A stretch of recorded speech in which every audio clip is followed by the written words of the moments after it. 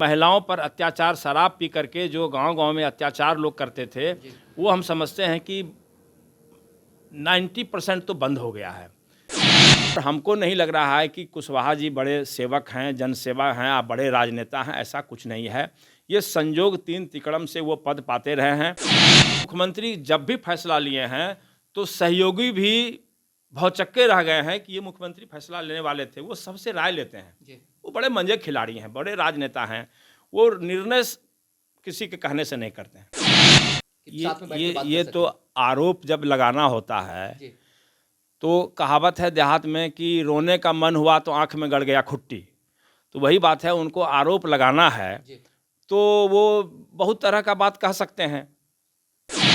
नमस्कार, मैं साकेत कुमार। आप बिहार इन शॉर्ट्स देख रहे हैं। बिहार में शराबबंदी और सर्वदलीय बैठक करके बिहार में शराबबंदी का फैसला लिया गया था, लेकिन लगातार जीतन राम मांझी जो है इसके ऊपर सवाल उठाते रहे। बोलते हैं कि थोड़ा सा ढिलाई इसमें होना चाहिए। आज हमारे साथ बातचीत करने के लिए समीर कुमार सिंह कांग्रेस कोटे से एमएलसी हैं, इनसे बातचीत करेंगे और जानेंगे ये जो फैसला लिया गया था तो सर्वदलीय बैठक का फैसला था ना, सभी दल ने फैसला लिया था। हम ही लोगों, सभी दल के लोगों ने विचार करके इसका समर्थन किया था और राज्य हित में इसको उचित कदम बताया था। इसलिए पहले भी हम लोगों ने मुख्यमंत्री जी का इसमें साथ दिया। आज भी कांग्रेस पार्टी पूरी तरह से शराबबंदी के समर्थन में है और नीतीश कुमार जी को हम लोग पूरा सपोर्ट करते हैं। तो जीतन राम मांझी का ये जो बार बार कहना होता है, जब भी उनका कोई बयान आता है तो उसमें शराबबंदी हमेशा रहती है कि इसमें थोड़ा ढिलाई होना चाहिए या चालू होना चाहिए, तो क्या आप मानते हैं कि बिहार में शराब चालू होना चाहिए? अब इसके पीछे क्या उनकी सोच है, क्या मंशा है, ये तो वही बता सकते हैं। उनसे पूछना चाहिए कि इसमें क्या फ़ायदा है, क्या नुकसान है। लेकिन एक फ़ायदा तो सीधा नज़र आ रहा है कि महिलाओं पर अत्याचार शराब पी करके जो गांव-गांव में अत्याचार लोग करते थे, वो हम समझते हैं कि 90% तो बंद हो गया है। तो ये एक बड़ा फ़ायदा हुआ है।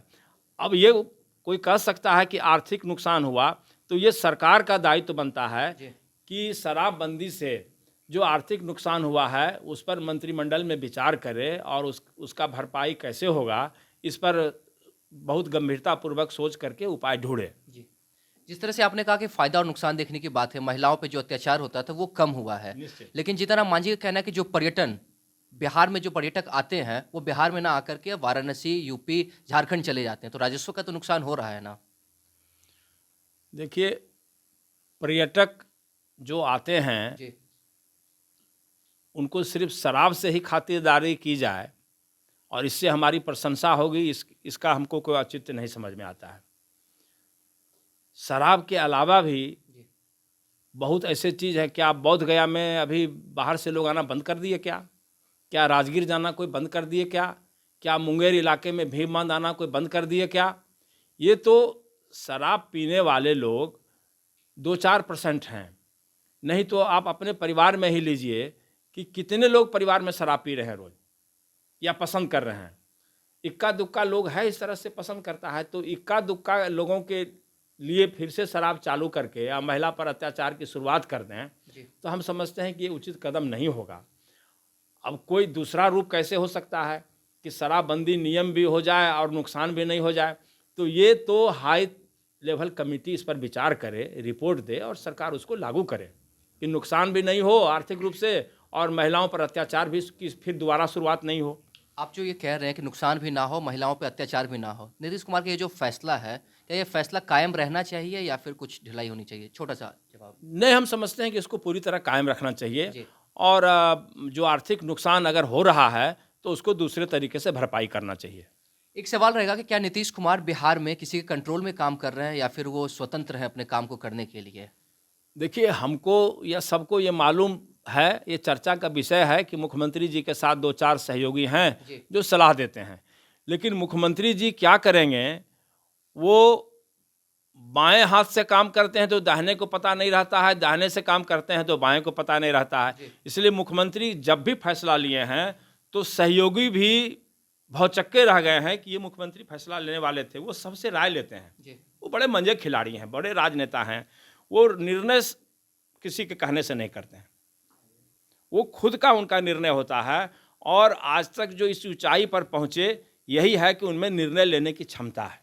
ये मेरा सवाल इसलिए था क्योंकि उपेंद्र कुशवाहा का कहना है कि नीतीश कुमार के साथ में दो तरह के लोग रहते हैं। एक वैसे लोग हैं जो 2005 से लगातार उनके साथ में हैं, सिर्फ मंत्री पद पे रहे या फिर सत्ता में जाए तो सत्ता का सुख भोग सके, एक वैसे लोग हैं और दूसरे वैसे लोग हैं जो कि उनको कंट्रोल में करके सुझाव वही देते हैं, बाहर से जो सुझाव आता है उसको मुख्यमंत्री तक पहुंचने नहीं देते हैं ताकि उसके ऊपर सही फैसला ले सकें।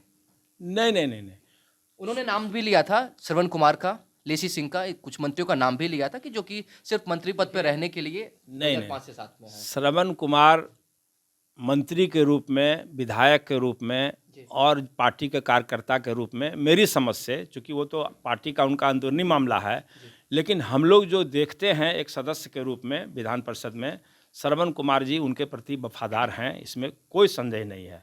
वो हर स्थिति में सब भाग जाएगा, लेकिन हम जो उनका चाल ढाल रंग रूप देखते हैं, लगता है कि वो माननीय मुख्यमंत्री जी के प्रति वफादार हैं और उनकी राजनीतिक आवश्यकताओं की पूर्ति करने के प्रति गंभीर है। नहीं, उनका जो मतलब कहना था कि वो मुख्यमंत्री किसी के कंट्रोल में काम करने, क्योंकि लगातार उपेंद्र कुशवाहा का कहना है कि मैं समय मांग रहा हूं उनसे बातचीत करने के लिए, क्योंकि पार्टी लगातार कमजोर हो रही है, लेकिन मुख्यमंत्री समय नहीं दे रहे हैं। पिछले 2 सालों में ना उन्होंने एक बार फोन किया है ना कभी बैठक में बुलाए हैं कि साथ में बैठ के बात कर ये सकें। तो आरोप जब लगाना होता है जी, तो कहावत है देहात में कि रोने का मन हुआ तो आंख में गड़ गया खुट्टी।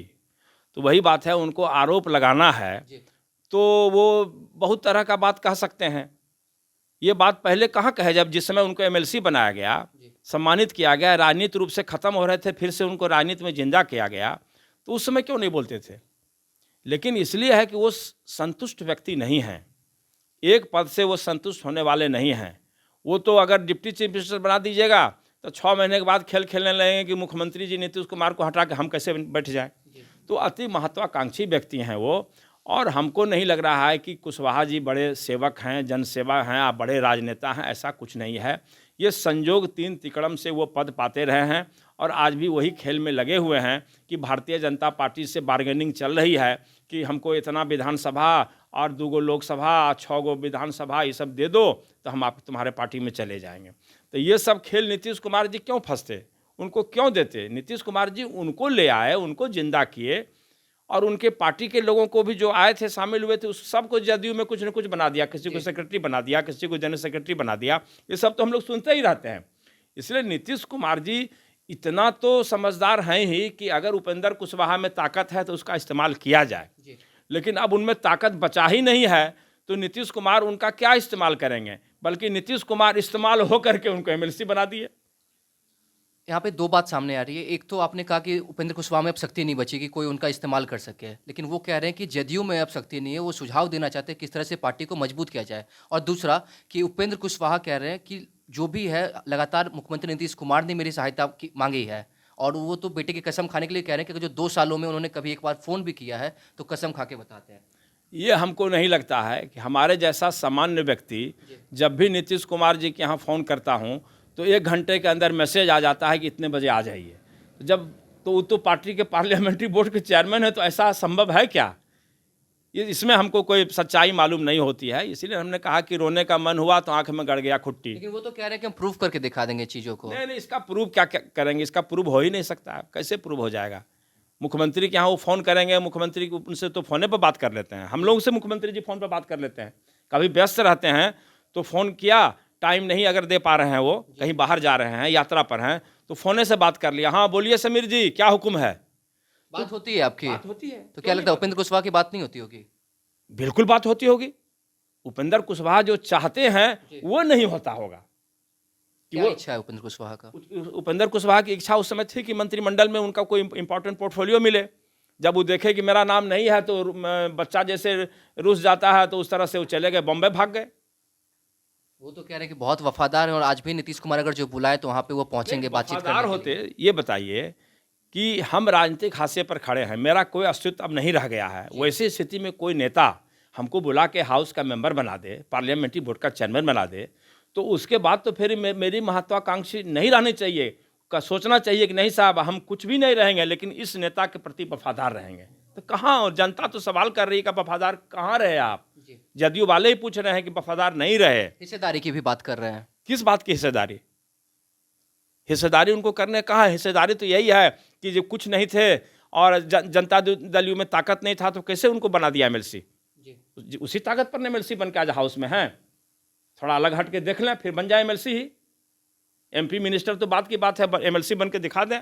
नीतीश कुमार जी से हट कर। तो हमारे साथ बातचीत करने के लिए कांग्रेस कोटे से एमएलसी समीर कुमार सिंह मौजूद थे। इन्होंने कहा है कि बिहार में जो शराबबंदी है, क्योंकि लगातार जीतन राम मांझी का कहना था कि इसमें ढिलाई होनी चाहिए, लेकिन इनका कहना है कि शराबबंदी लागू होनी चाहिए। और साथ ही साथ उपेंद्र कुशवाहा के बारे में कह रहे हैं कि बहुत ही महत्वाकांक्षी हैं, उनको जो पद चाहिए था वो पद नहीं मिला है, जिसकी वजह से वो इस तरह का रोना रो रहे हैं। तो इस तरह की तमाम खबरों को देखने के लिए हमारे चैनल को सब्सक्राइब करें, फेसबुक पेज को लाइक करें। धन्यवाद।